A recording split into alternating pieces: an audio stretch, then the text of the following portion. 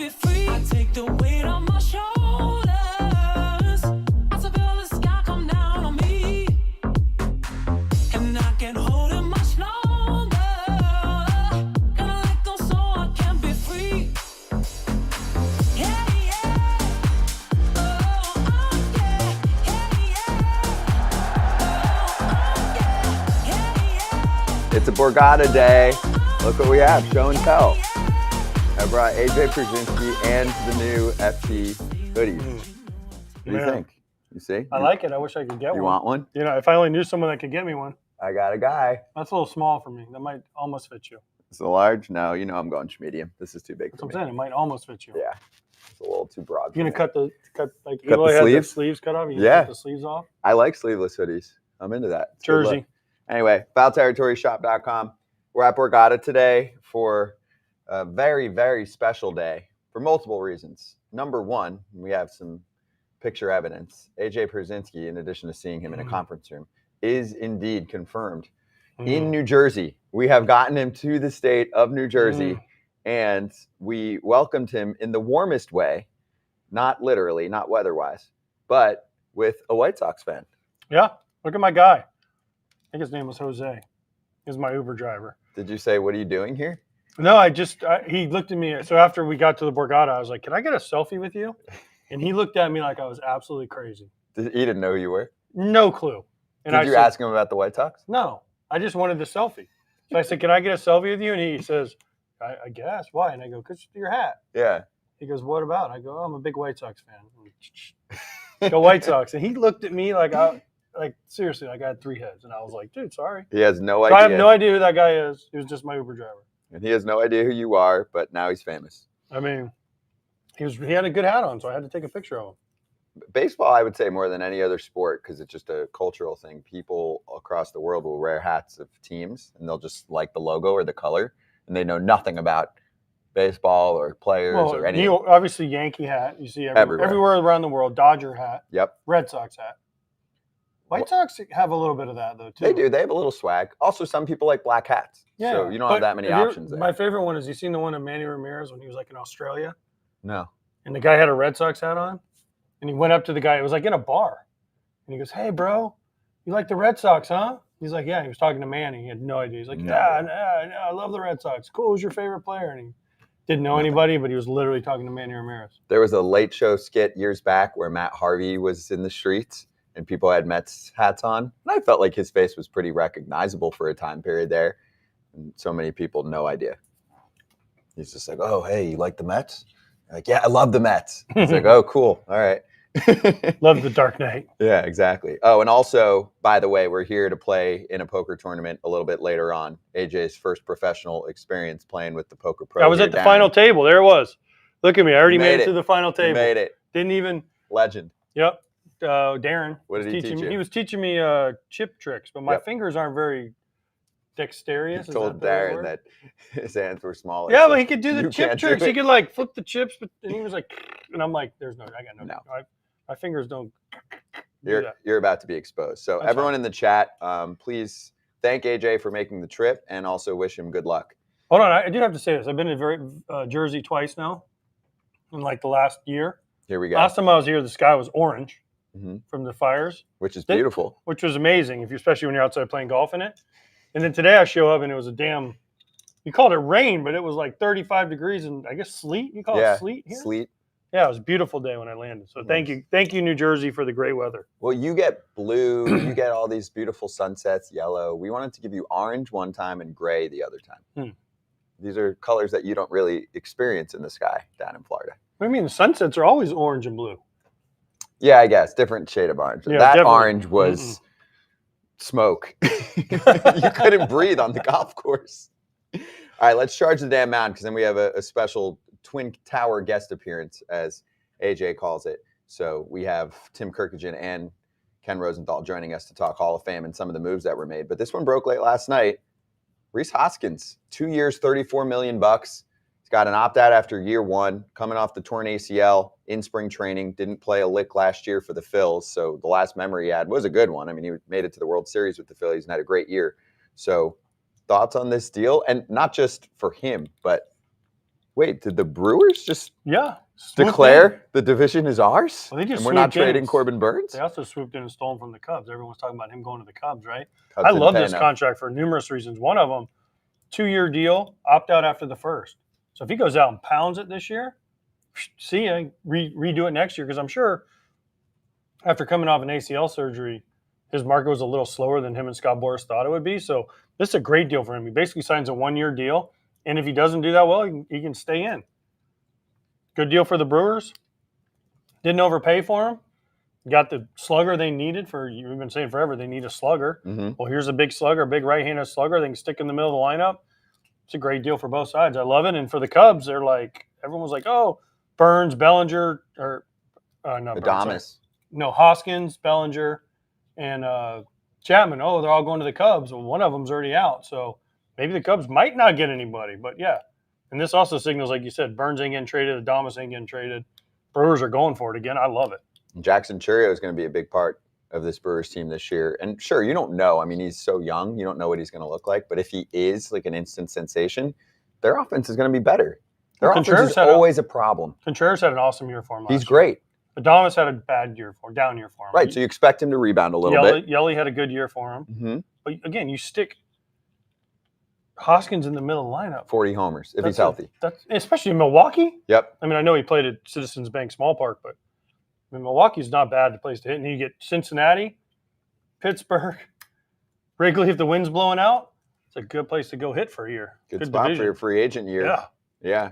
You know, he's played 9 games at AmFam Field in Milwaukee. He's hit 5 homers in those 9 games. No, he's also facing the Brewers pitching.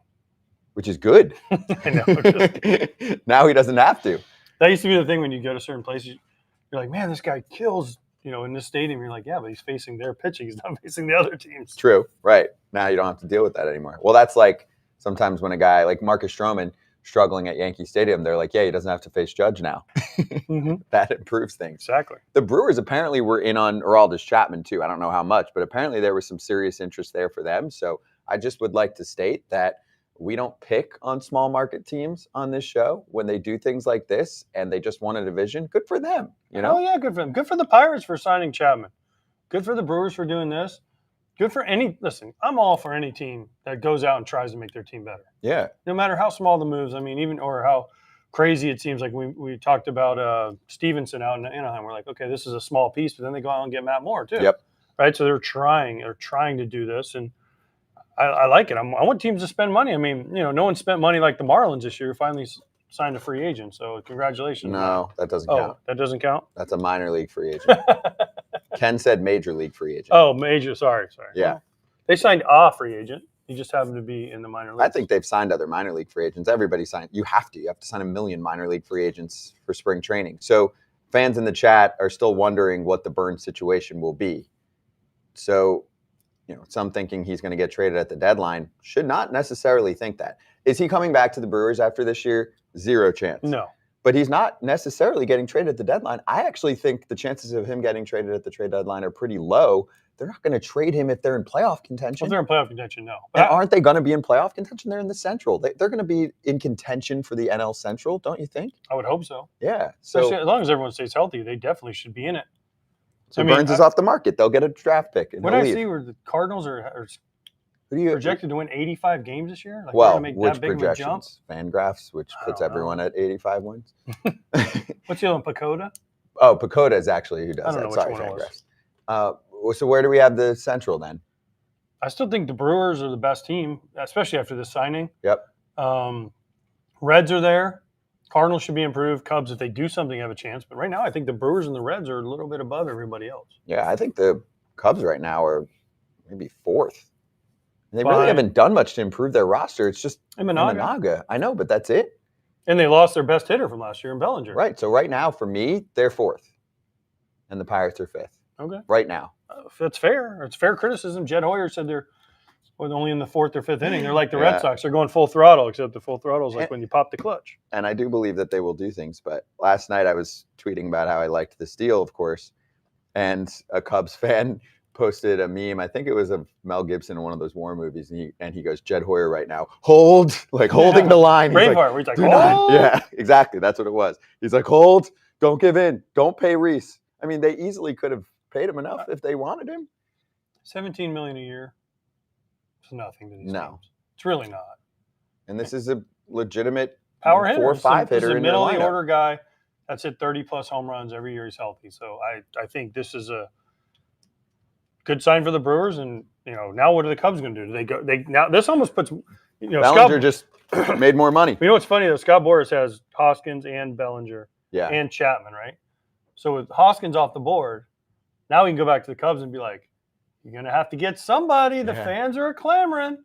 Yeah, otherwise you're going to be screwed. You can see Bob Nightingale posting about Boris and the past 24 hours that he had, but his best is yet to come. Still got most of his big boys sitting around. He's got Snell, right? Yeah, that's what creates a problem for the Cubs is Boris knows that they need to sign 1 or 2. Did you see Boris? Did you see Boris? Adrian Beltré was getting the phone call, and all you saw was him standing there like this with his Boris Corp shirt on. He was just like right behind him. Oh. Like when Adrian gets the phone call, remember, he was on his knees, like, I'm not going to answer that. I don't know who it is. And his family, everyone's laughing, and right behind him, you just have Scott Boras like. I'm surprised he wasn't on his phone. He was busy yesterday. I'm surprised he wasn't sitting next to Adrian.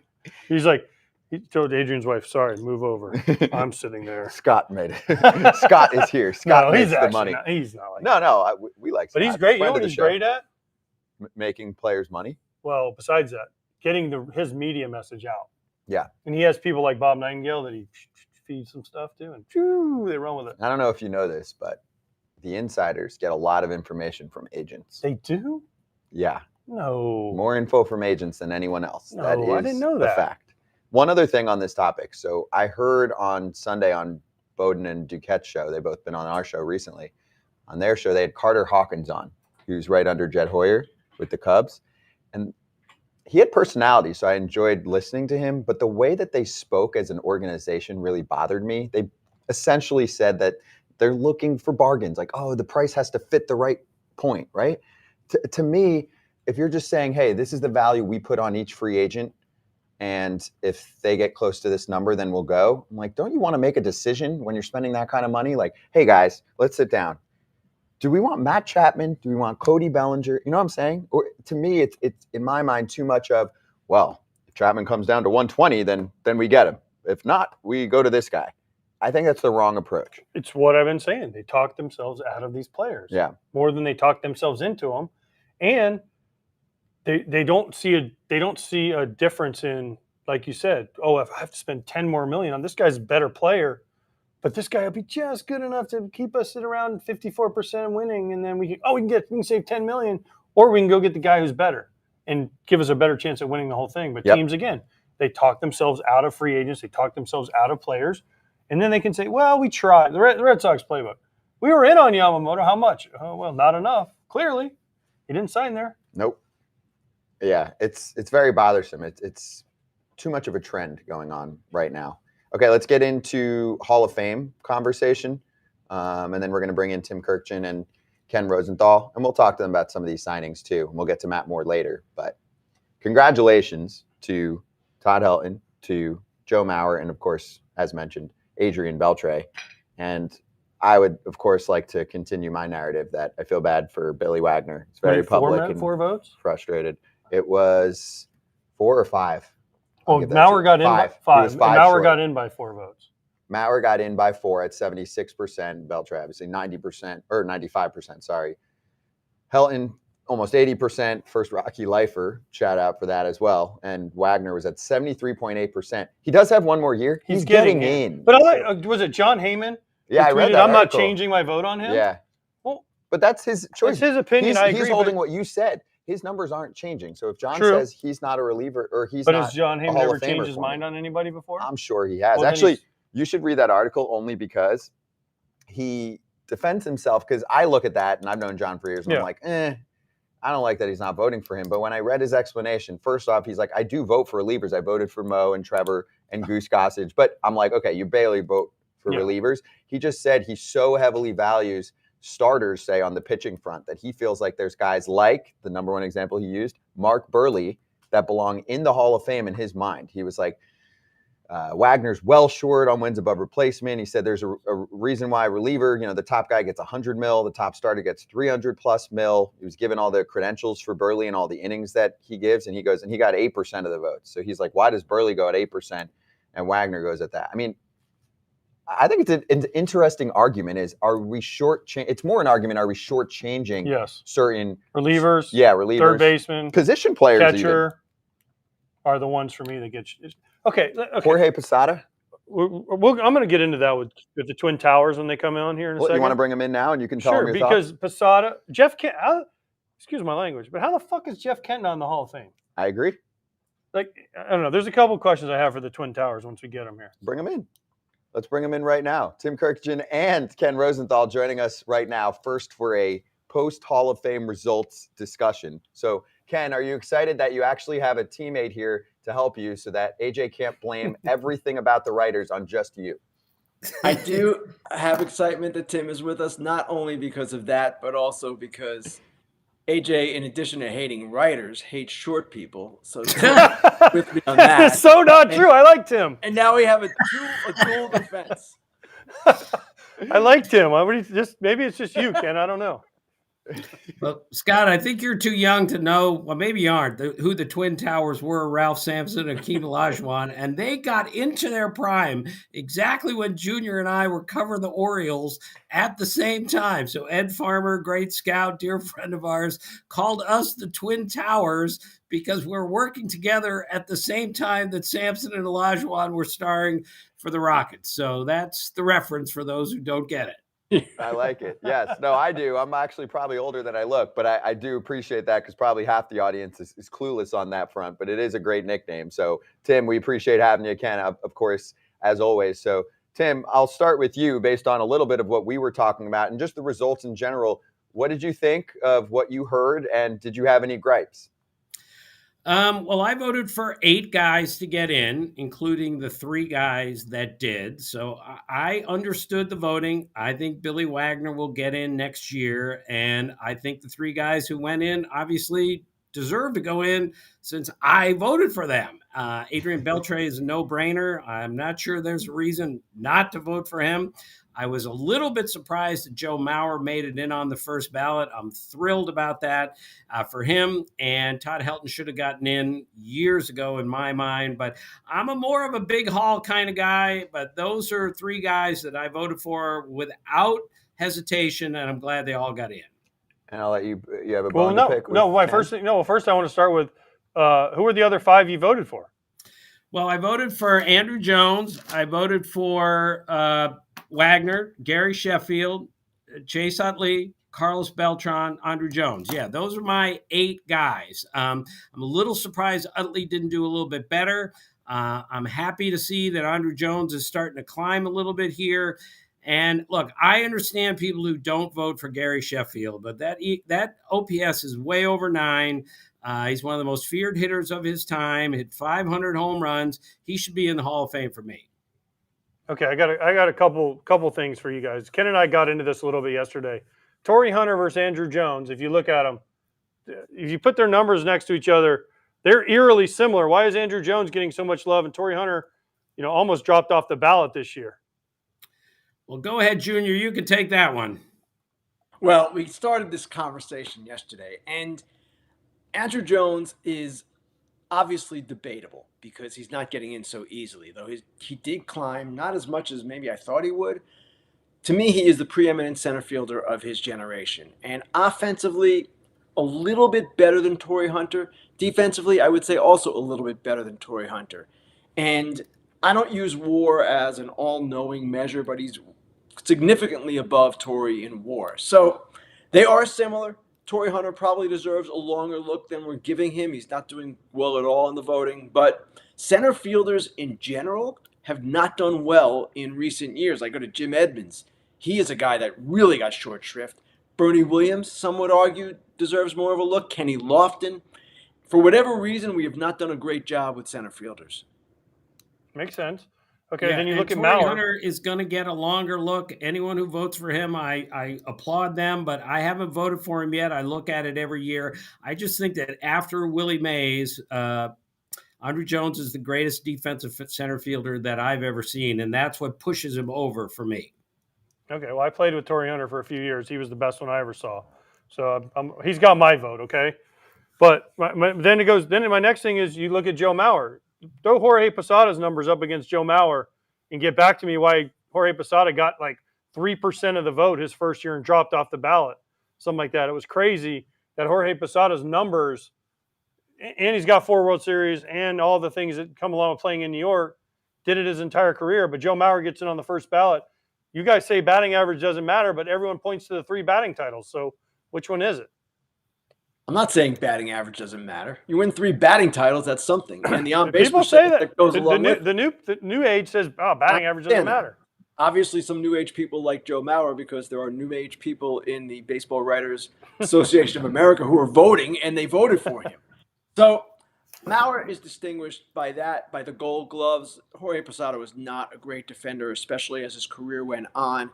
And Mauer was the face of that franchise and a guy who, in his 10 years at catcher, did remarkable things offensively. And to me, AJ, I know we disagree on this, but it separates him. He is a guy that belongs in this upper echelon category of major league catchers and fully deserving of what happened yesterday. Yeah, I'm with Junior on this one. What Joe Mauer did was historic. No catcher has ever done what he's done when it comes to batting average. And AJ, sorry, I'm 67 years old. I still value someone who's a lifetime 300 hitter. And to win 3 batting titles, when all the other catchers combined won 4 batting titles, that's pretty darn impressive to me. Played over 900 games behind the plate. And yes, he wasn't the same player when he moved to first base, but those 10 years behind the plate were enough for me to get him in the Hall of Fame. And I'm with Junior on this too. I love Jorge Posada. He should have been on the ballot much longer. He's going to get a far better look someday. But Joe Mauer was a better defender and I think a better player than Posada, although Posada was really, really good. Okay, one last one for me on this argument. Jeff Kent, how the fuck's he not in the Hall of Fame? I voted for him, AJ. I believe he is a worthy guy. I hope one of the ERAS committees gives him a longer look. All-time leader home runs by a second baseman. I know it was in an offensive age, but he was an MVP. He did a lot of big things. And in my view, we talk about all-around players, and is this guy not a good defender? Jeff Kent was a good enough defender to stay at second base all those years. So I voted for him. I had a hard time with him not getting in, but that's your answer without the expletive. Yeah, and AJ, I voted for him every single year. So we agree on this. And Junior said it right. You had the most home runs for any player ever at that position. He made, with some help, he made that into an offensive position, and he was a better defensive player than the numbers suggest, and that you ask the people who played with him, they will tell you he's better defensively than you think. He's a Hall of Famer for me. He should get in, and maybe he will on, in another sort of ballot. Okay, I have to ask, why do you keep calling my friend Ken Junior? Well, first off, he's 4 feet tall like me, so that's number one. And when we were on the beat covering the Orioles, everyone had kind of a stupid nickname, and Richard Justice, the mischievous beat writer at the Washington Post, just gave him the name Junior, and it's stuck ever since. I can't call him anything else. I don't even know him by Ken anymore. Kenny, his name is Junior, and always will be.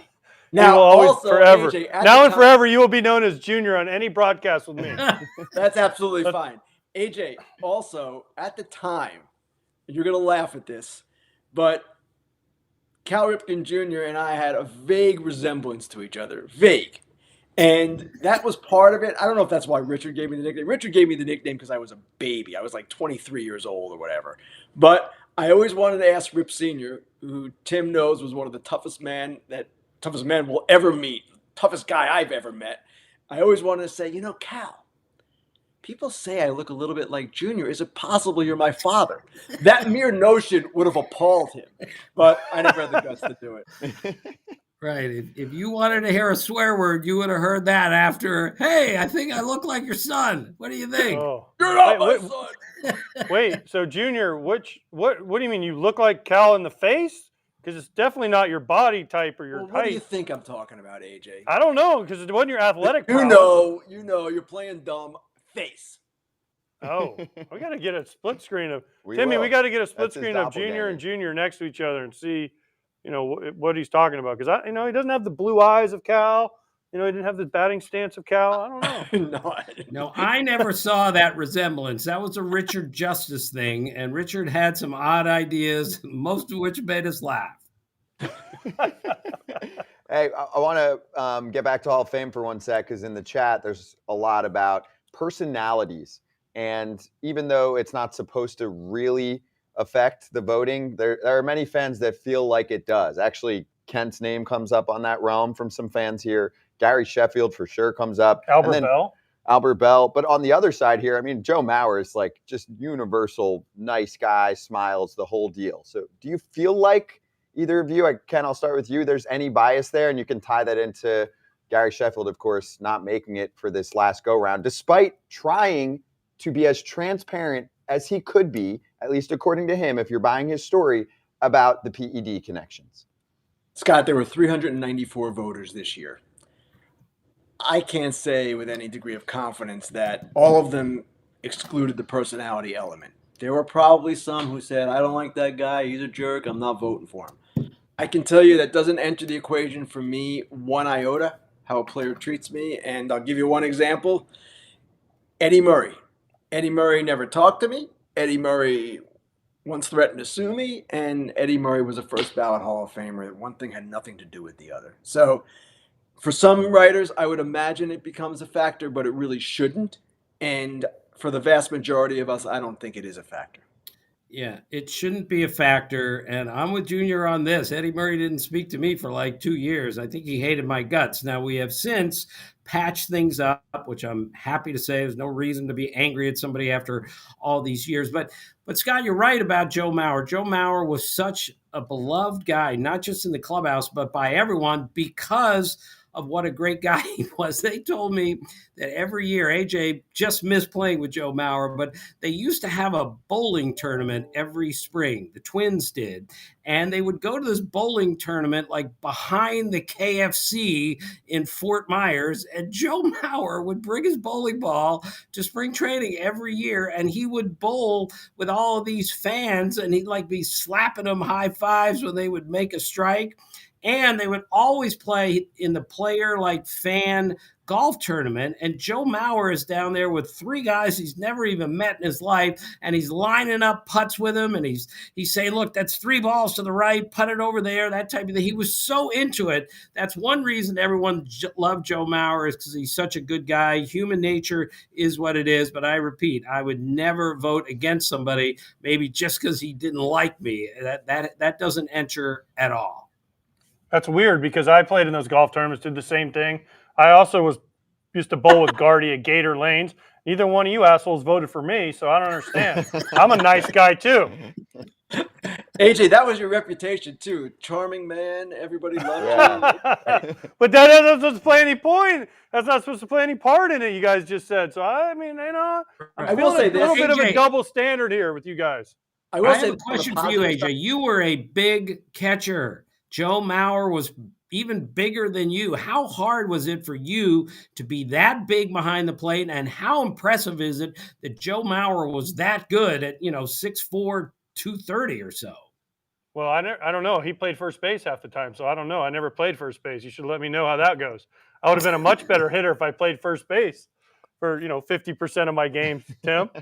No, listen, Joe. I love Joe. You said I didn't get to play with Joe. I actually played with Joe in spring training. I played golf a bunch with Joe in Fort Myers when we were down there. We both lived in the same neighborhood. So listen, I'm happy for Joe. And I can't, to me, the thing is, and we kind of talked about this with Ken yesterday. I did a little bit, for me, the part that I thought he's a Hall of Famer, I didn't think he was a first ballot, because I think there's something special about being a first ballot Hall of Famer. His peak years, he really had 5 years where he caught over 100 games. The rest were, a lot of DH, a lot of first base, which is fine. His body broke down. So that's why, to me, I was like, yes, Joe's a Hall of Famer, Hall of Fame person, all that, I get it. But the other thing is that I talked about, I'll tell you this, guys, right now, as a catcher, and when we played the Twins, Morneau was the guy you feared. You're like, Morneau can go deep off us at any point. Mauer, worst case scenario, is going to hit a single to left. Okay? And to me, that's like Todd Helton. You're like, oh gosh, we're playing the Rockies. Helton can hurt us. You're playing the Rangers, whoever Beltré was on.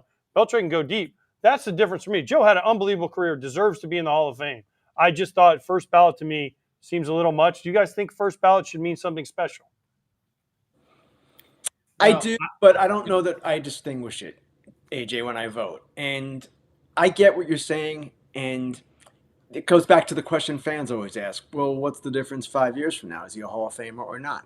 And if you believe Joe Mauer as a voter is a Hall of Famer now, then you should vote for him. If you think along the lines of, well, not first ballot, I'll vote for him in the future, I generally don't go along with that. I did it with Beltran because Beltran, I was uncomfortable with voting for the first year he was eligible after all that happened with the Astros and the sign stealing scandal. I did vote for him this year. So there are instances where I will vote along those lines, but it's really rare. That might be the first time. And I don't worry about first ballot or non-first ballot. To me, if enough voters, as we saw, voted for Joe Mauer to be a first ballot Hall of Famer, that's it. He's deserving of that honor. Right. And to me, a Hall of Famer is a Hall of Famer. I make no distinction as a first ballot Hall of Famer.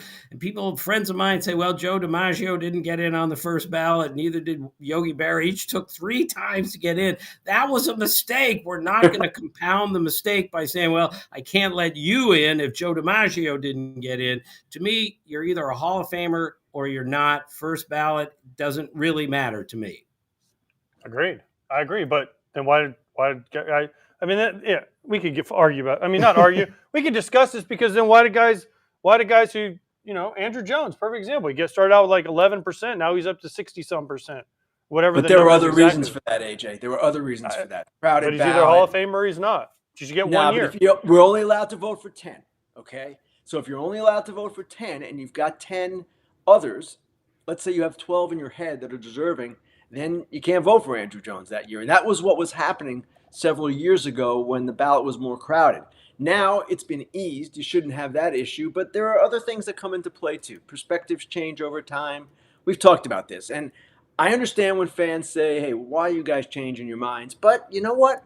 Would you rather we be closed-minded and just keep the same ballot every year? I don't know that that's constructive. Agreed. Right. Okay.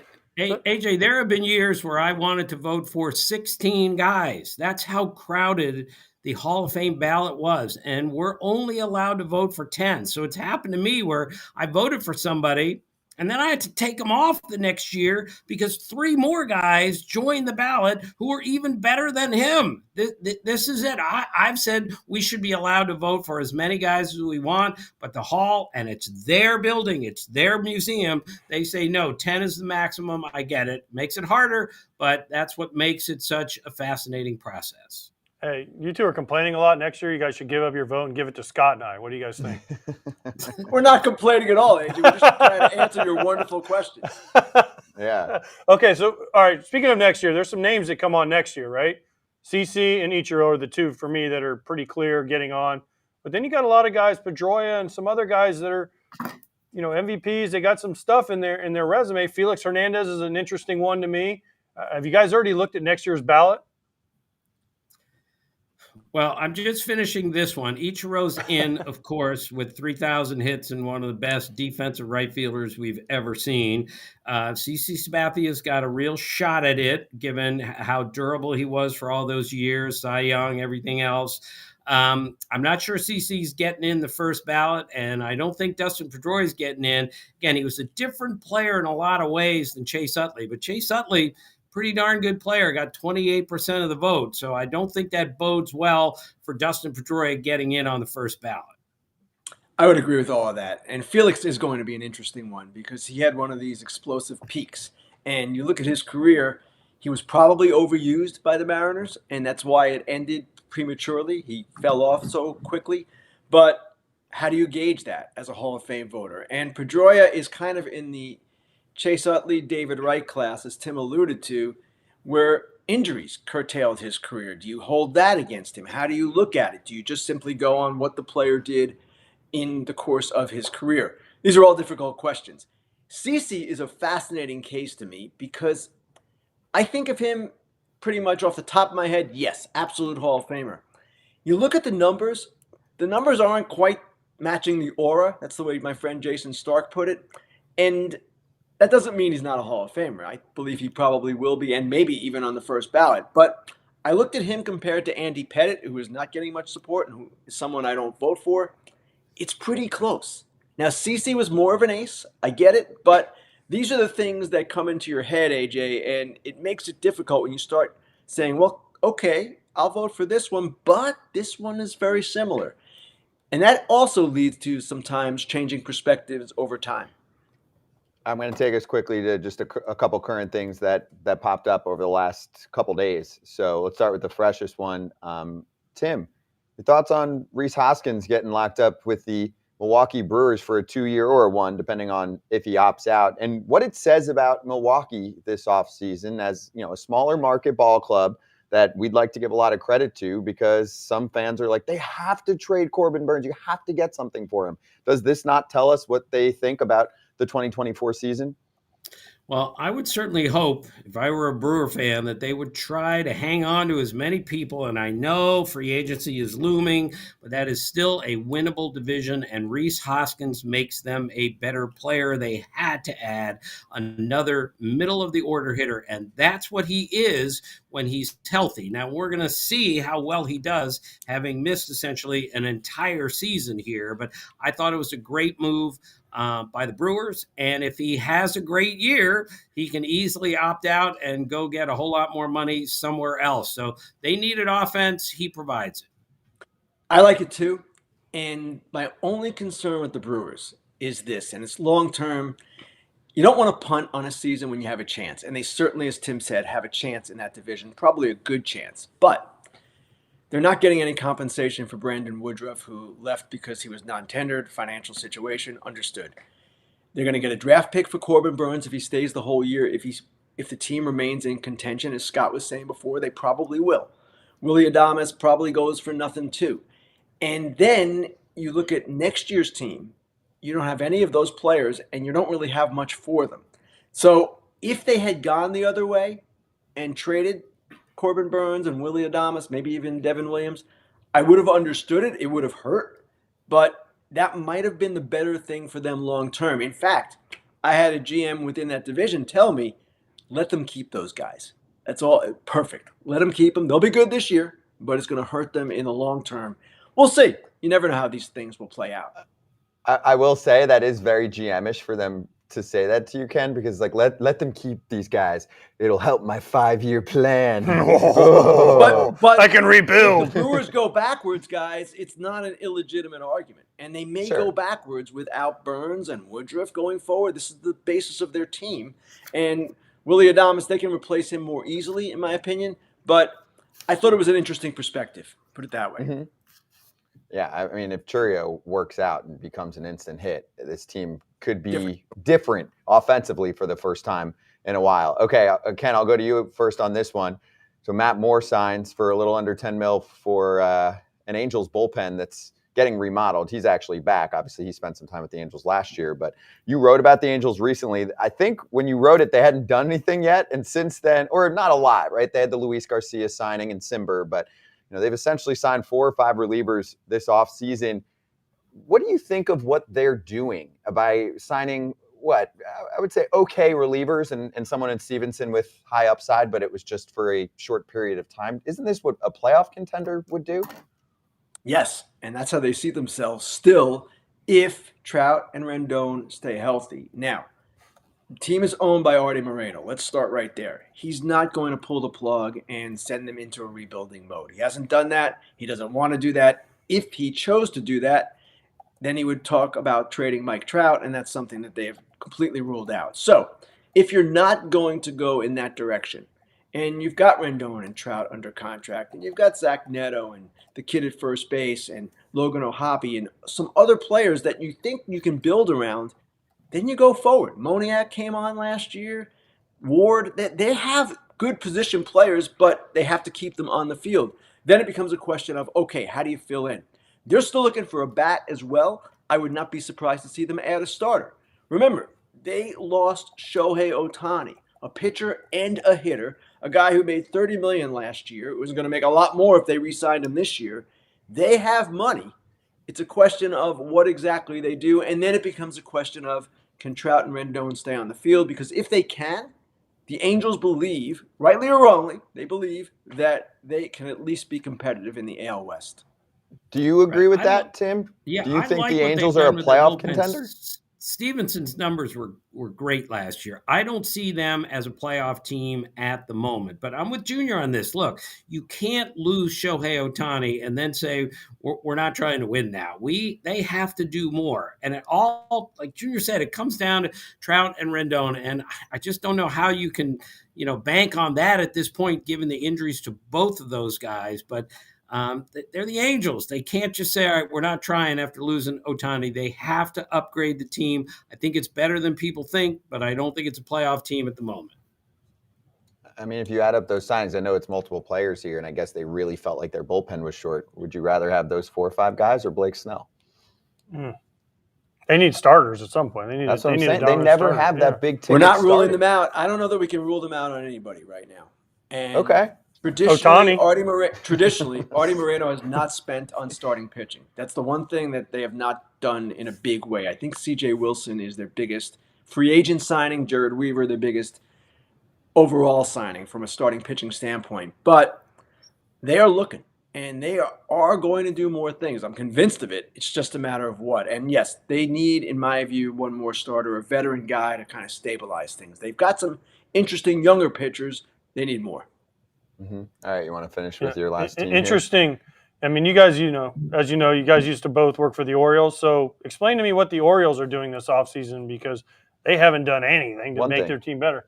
Oh, well, first of all, Craig Kimbrell, but AJ, we didn't work for the Orioles. Well, you know what I mean. You worked the beat for the Baltimore Sun. I get it. They did not work for the Angelos. Baltimore Sun.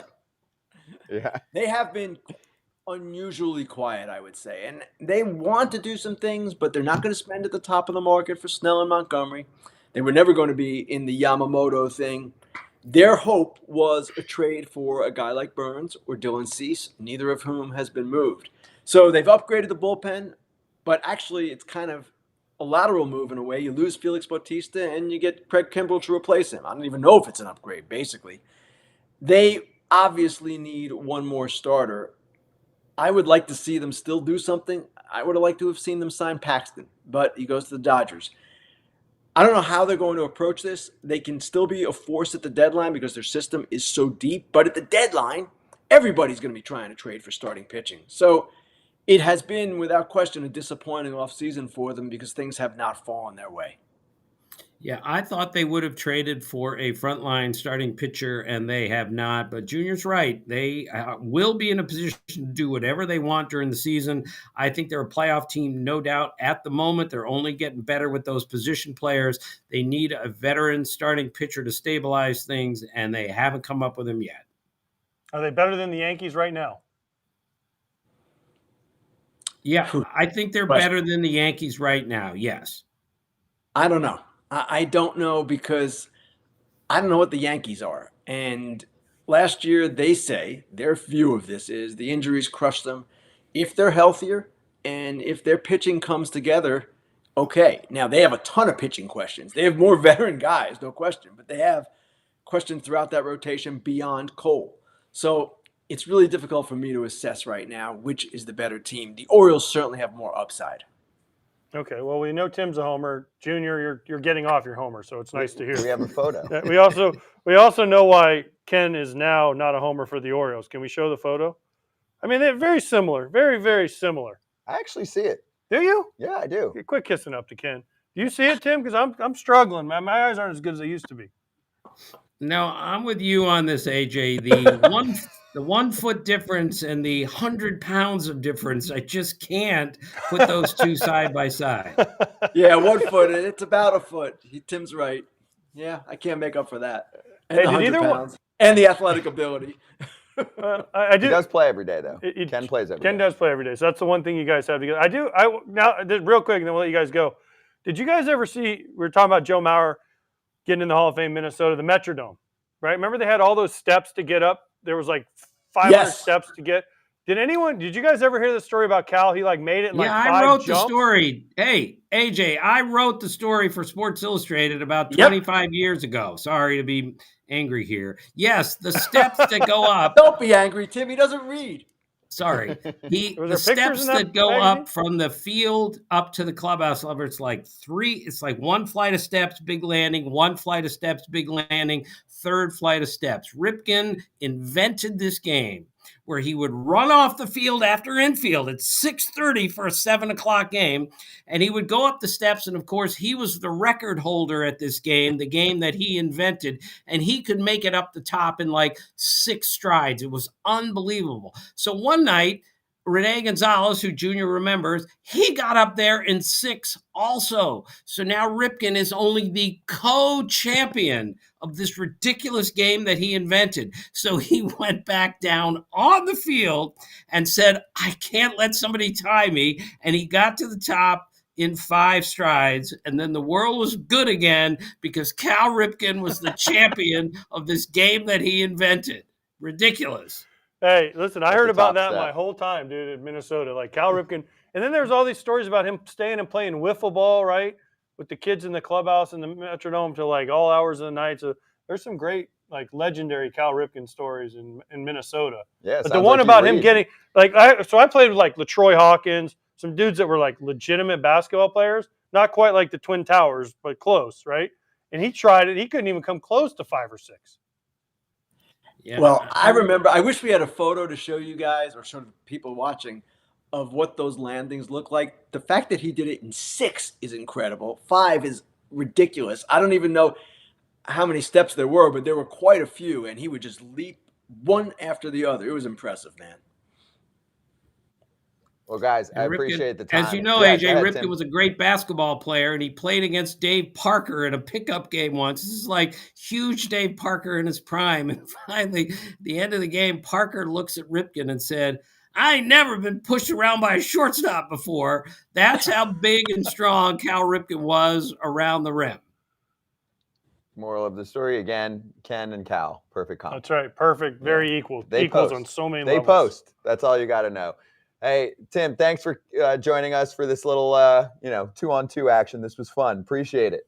All right. Well, thanks for having me, fellas. Junior, I'll see you soon, and I'll see you guys soon also. Yes, Sounds thank good, guys. you. Thank you. Thanks, Ken, Ken. thank you very much. As always, guys. of course.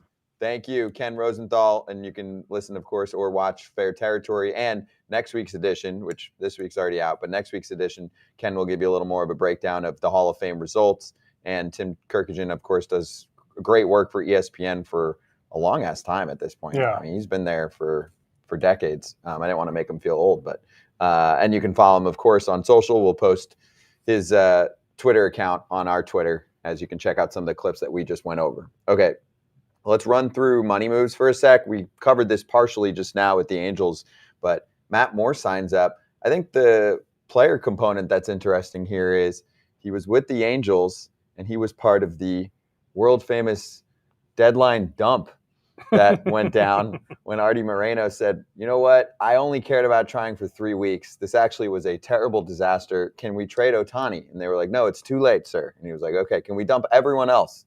And they were like, sure. I mean, I'm kind of parodying this, but not totally. But Matt Moore went back. Are you role playing right now? No, I'm just reenacting, Okay. which is a synonym. But he thought he was being pranked, Matt Moore, Yeah. when he got the call about the dump deadline, when they got rid of, Giolito, him, and many others all in that one day. He said he was golfing.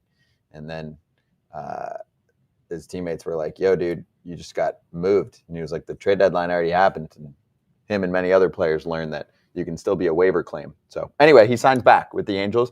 I like it, though. I mean, he's been really good the last couple He's been years. sneaky good. Sneaky good. I mean, he was a huge prospect with Jim the told me Rays hit a back in ball the from days. so far. When he first came up, remember he had the great postseason run. Yeah, And the next year, great starter with the next Rays. year we went to the Trop, and Jim Thome hit a ball off his face in the right field. Oh my God, it was one of the farthest balls I've ever seen hit in my life.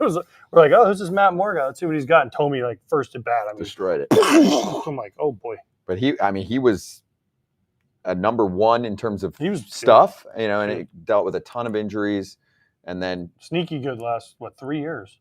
Yeah. 2 to 3 years. I know at least the past 2 years he's been great. I mean, 2 years ago you had to watch the walks a little bit, but I think he had a sub-2 ERA. Did he go over to Asia for a little while? I don't know if he was one of those. I don't know if he did or not. I might be getting him confused. I don't know if he disappeared for a bit, where you just didn't see him much. For him, Tommy John surgery, recovery, I don't know what happened, but when he came back, he just wasn't the same guy for a while. Walks were always a problem with him, though. He'd always be a high pitch count guy. Yeah, but you look at, last season, I mean, a little higher, I guess. What was he at? 3.76, was it? Where am I? Yeah, but I mean, listen, he's a good. Last year he had a 2.56. Sorry, I'm looking at the wrong thing. Yeah, 2.56, 1.95 with Texas in 2022, and yeah, with the Phillies he wasn't good the year before. But anyway, it's a good reliever. It's a good signing for them. It's a great signing. And also, I will say this. Yeah, we're probably giving the Angels a little bit of a hard time here. For me, it's just more of a desire to see an anchor at the top of a rotation. If you think you're a playoff team, fine. But I just don't think these are the pieces you're putting together unless there is a Jordan Montgomery or Blake Snell in there, which Ken said, don't rule them out. But if this is what they end up showing me for the offseason, but they believe they're a playoff contender, I'm just not a huge fan of it. And I'm actually okay with a Matt Moore signing because worst case, if your team's not good at the deadline, flip them, you get a prospect, and they're going to need to load back up there because they got rid of kind of the few prospects on the top end that they had.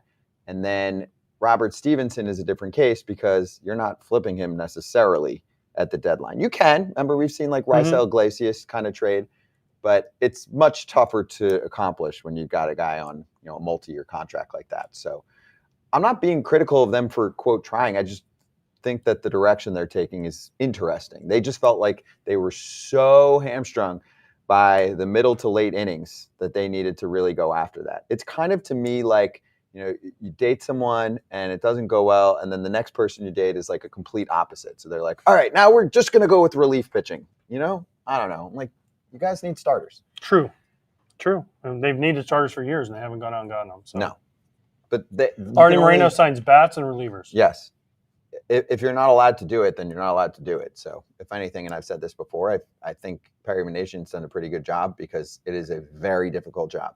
It's I would say one of the 3 most difficult jobs in baseball. Mm-hmm. Would you agree? Totally, because you have to deal with. You don't get to make the decision sometimes, or True. You do, and then you get a call last minute, and it's, I want to do this instead. So True. Apparently, that's how Jerry Jones has been at times in the NFL, right? Where it's like, well, it's my team, so we're going to do what we want to do. It's nice to have that power. It is. Hey, it's your toy. You get to do what you want with it. Let's hit some BetMGM World Series odds. We'll look at last year and then spin it to this year for the Minnesota Twins, since Joe Mauer just made it to the Hall, and we haven't talked a ton about the Twins yet this offseason because they've been chilling. But currently they're at plus 2,500. Last year they entered the season at plus 3,500.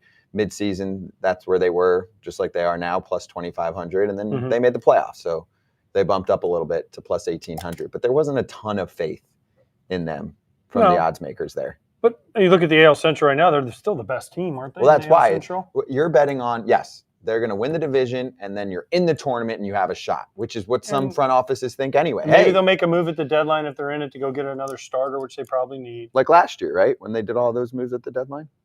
No, they were smart last year. Everyone else sold, and they were just like, we're just going to sit here and do nothing, and everyone else is going to get rid of everybody. It would have been nice to see something. I mean, don't discount. I'm not saying this as much for the division as for playoff time. I mean, I know Sonny Gray wasn't great in the playoffs, but him and Pablo Lopez were their best pitchers last year. So Sonny Gray finished top 3 Cy Young. So he was pretty darn good. Top 3. Pablo's great.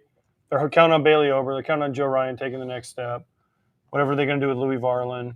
They have a good back end of the bullpen with Thielbar and Griffin Jacks and Duran and some of those guys. So they have a solid bullpen. Their lineup is not bad. If they can just get like some of their guys, Kepler, to stay healthy, and some of their other guys, Royce Lewis is a big one to stay healthy. If they could ever get Byron Buxton to give them anything. I mean, their lineup is pretty solid. Correa, Ryan Jeffers had a breakout year for him last year. Polanco's a really good player. Kepler can be great, and we saw the second half last year. He was awesome. What's his name? Matt Wallner. Yep. He's another guy they're kind of counting on. So their lineup is solid. It's just, can they stay healthy, and do they have enough pitching? I mean, I think they do right now to win a weak AL Central, but it'd be nice to see him add another frontline starter. For me, yeah, I do think they're still the best team in the AL Central, but am I putting $100 down to win 2,500? No. What's their odds to win the division? That'd be a different. Sure. bet. I'm sure they're. We'll look today at the MGM Sports. See, the thing is, I bet that's not great money for you. Like, my guess would be they're 600, maybe plus 600. You think? No, not plus 600. They'll be Think they're minus money? Yeah, they'll probably be like minus 180 or something Really? to win the division is my guess. I'll check it if I have a second while you're talking. I can look, but see, even for that, I mean, I might look at the Tigers. No, you don't think they're close? I Who- mean, they who's need, the best? They need big steps. I mean, I like what the Royals did this offseason. The Guardians always are going to be hang around, but they got a new manager, Stephen Vogt instead of Tito, so I think that's going to be a little bit different for them. How are they going to run with Stephen Vogt instead of Tito, who was there forever? I don't know. I just think the Twins are the class of the division right now. And But who's the threat in the maybe division? the Tigers. Tigers finished in second in the division. Yeah, Here you go. but, American League Central, ready? A little lower than I thought, but not crazy. Minus 130, Oh. which is solid. That's nice. Yeah, But you they're want still to the favorites. you want to clearly. try and win Who's some second? money. It's a tie right now. They've got Royals the and Guardians Tigers? and the Tigers Oh. on BetMGM at plus 375. What are the White Sox? Plus 3,500. Ooh. They had the Royals at plus 900. They have the White Sox as basically, if you do the No math, chance. it's almost a 4 times less likely to win the division than the Royals. Plus 3,500. Hmm. They think they're going to be terrible. Twins apparently are projected 85.5 wins. That sounds right. That'll probably win that division. Yeah. Yeah. I think they'll be 86 or better than 7 that wins, because the rest wins of the the division division. isn't very good. I think they'll make it up. You don't get as many games against those teams you used to, but I still think you can make up some wins there. Yeah, it's interesting. I could see pandemonium. Twins get a pitching injury or two. Like If Pablo Lopez goes if down, he God goes forbid, down, oh boy, they're in they might be in tough some serious spot. trouble. Yeah. Hey, I know it's football season right now, so there's no baseball to bet on. But if you're new to the BetMGM Sportsbook app, there is the Bet 5, get $158 instantly in bonus bets offer going on right now. If you use the bonus code FOUL, F-O-U-L, download the BetMGM Sportsbook app or hit up BetMGM.com. Sign up and deposit at least $5 into your newly created account. Place a wager in the amount of at least $5 at standard odds price. And once you place that bet, right away, $158 in bonus bets, regardless of the outcome of your wager. Gambling problem or concern, call 1-800-GAMBLER. And we do have some cool content that we already kind of put together with AJ and one of the poker pros that's downstairs here at Borgata. Darren was teaching him some chip tricks, but now we're going to actually get to see AJ play in a real life tournament. The buy-in is $560. So $5.60. A little more than that. I did enter some tournaments last night. I played online I hadn't played in a few weeks. So I just wanted to play a couple. It does a little bit. Can you see their tells? It doesn't help your screen? luck. No, I mean, that's the thing. They're so much more aggressive online. But I played in 2. I played in 3. I finished in the money in 2 out of 3, including, I mean, they were really small tournaments. Like I finished in second place. There was 3 people and you No, finished there's a second? lot of people, but it's $5 or $10 buy-ins. Ah. But I finished in second place in the one late last night. Won, I think it was $40. So money's money. All right, let's slap hands because we're gonna end a little early today. Actually, You can do it first. You're gonna have to.